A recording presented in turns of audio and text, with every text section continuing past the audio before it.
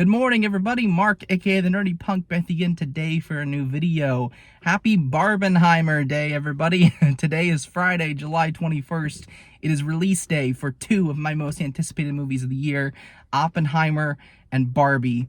And of course, we are seeing both of them in the same day. So, up a little early this morning, going to the theater here for an 11 o'clock showing of Oppenheimer, and then later this evening we are going to see Barbie. So you will have two movie reviews coming your way today.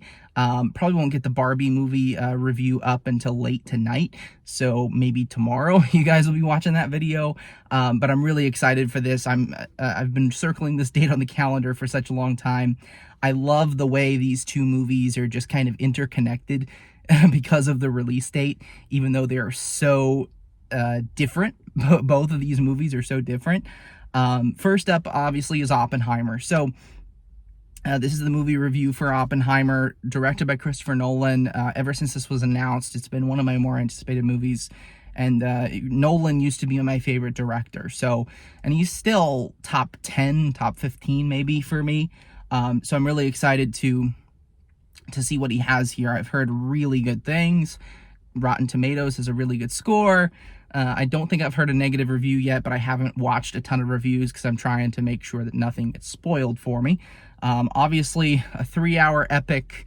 It follows the life of J. Robert Oppenheimer, the father of the nuclear bomb and the Manhattan Project and all of that. So probably tons of political commentary, stuff to do with the bomb, I'm sure. I'm really looking forward to this. Crazy cast. Obviously, Cillian Murphy as the lead role. I've heard a lot of Oscar buzz for him, hoping that he delivers a fantastic performance.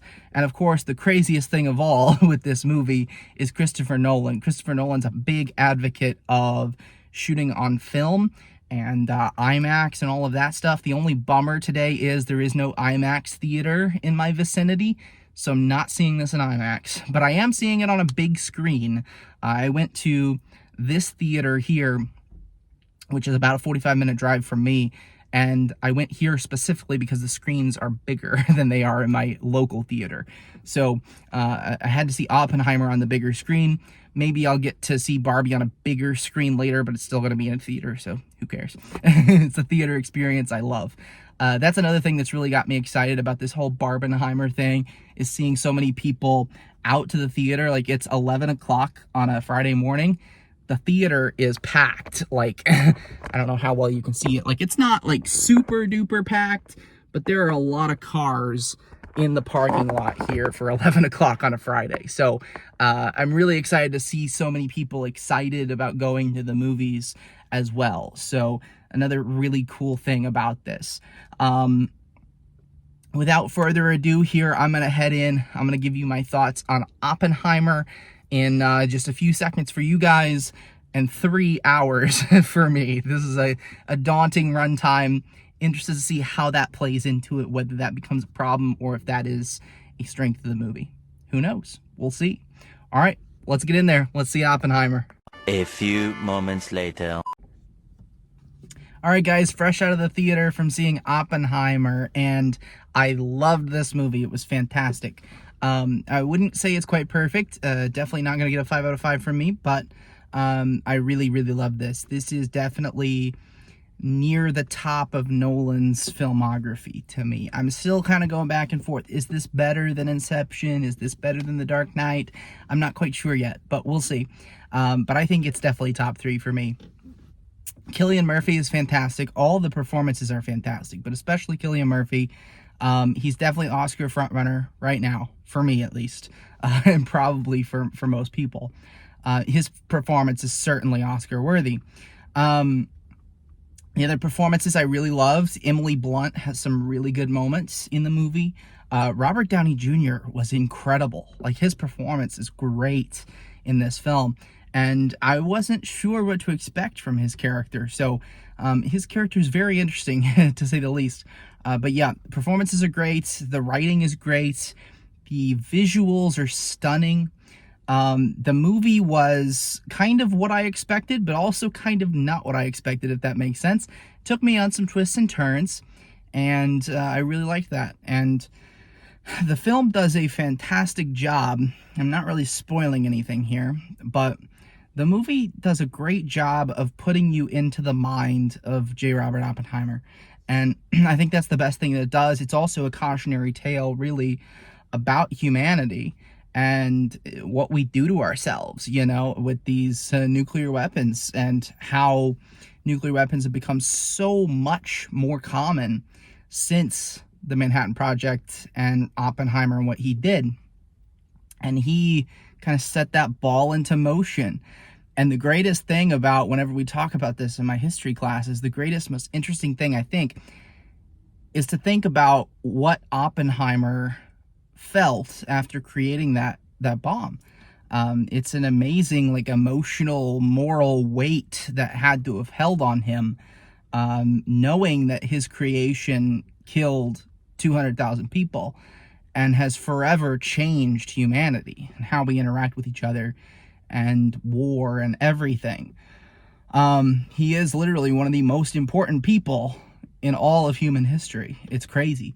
And I'm really appreciative of Nolan for telling this story, and especially in the way that he did.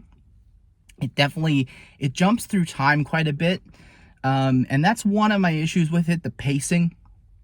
You feel that 3-hour runtime, definitely. And there were some things I thought could have been cleaned up a little bit, that could have made the movie a little bit shorter. It needed to be at least 2.5 hours, but you do feel that runtime on occasion. It's pretty fast paced for 3 hours, but you do feel it, and on occasion it feels slow. So there's that issue. I thought, early on in the film, when it jumps through time so much, and whenever it focuses on Robert Downey Jr.'s character, it also shifts from color to black and white. So very interesting color grading too, that can feel a little bit jarring at times. But performances, the message of the film, visuals, everything about this was stunning and great, and I can't wait to watch it again. I'm going to give Oppenheimer a 4.5 out of 5 at the moment. We'll see how that changes. I'm hoping to rewatch it in the theater so I can get another theater experience. Definitely see this on the largest screen possible. If you have an IMAX theater, go watch Oppenheimer in IMAX.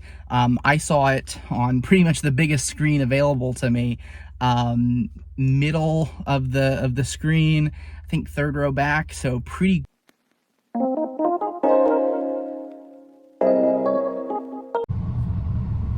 All right, guys, apologize about that. My phone has been overheating all the time in the summer. If you watched my most recent videos, you know that. Got to figure out something for the summer here. But last thoughts on Oppenheimer. Really loved the movie.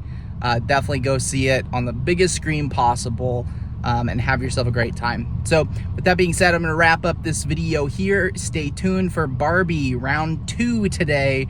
Barbie, gonna see that one later this evening, so definitely stay tuned for that movie review, and have an amazing day. Bye, guys.